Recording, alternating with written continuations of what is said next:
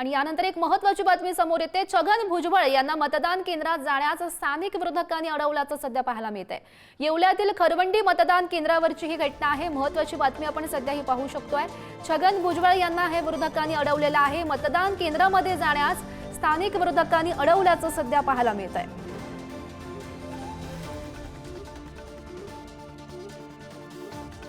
येवल्यातील खरवंडी मतदान केंद्रावरची सध्या ही घटना आहे। छगन भुजबळ यांना मतदान केंद्रात जाण्यास स्थानिक विरोधकांनी अडवल्याचं सध्या पाहायला मिळतंय।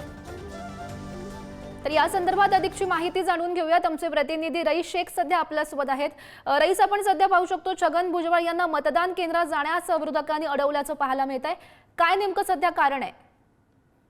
गौरी, आपल्याला माहिती आहे का, आज पहिल्यांदा मंत्री छगन भुजबळ यांनी येवल्यात मतदान केल्यानंतर ते मतदारसंघामध्ये विविध ठिकाणी भेट देत होते। मतदान प्रक्रिया सुरळीत सुरू आहे का नाही याबाबत आढावा घेत होते। त्याच दरम्यान मंत्री भुजबळ यांनी खरवंडी एक मतदान केंद्रावर भेट दिली असता तेथील लोकांनी त्यांना विरोध केला। मतदान केंद्र शिवण्याचा विरोध केला आणि त्यामध्ये मंत्री भुजबळ आणि त्या स्थानिकांमध्ये बाचाबाची झाली व शाब्दिक वाद झाला। त्यानंतर पोलिसांनी त्या हस्तक्षेप करून भुजबळांना त्याकडून काढलं। त्यामुळे वातावरण बिघडलं होतं, पण आता परिस्थिती नियंत्रणात आहे।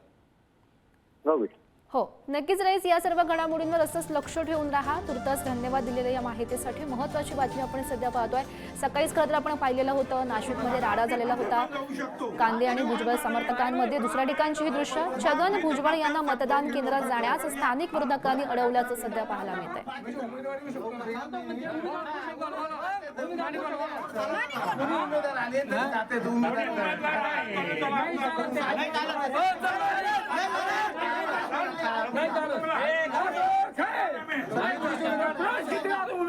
किती टाइम राहतो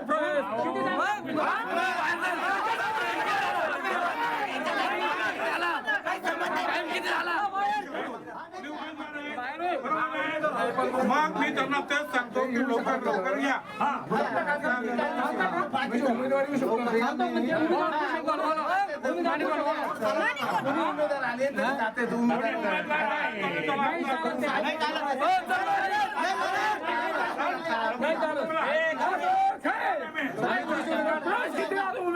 किती टाइम राहतो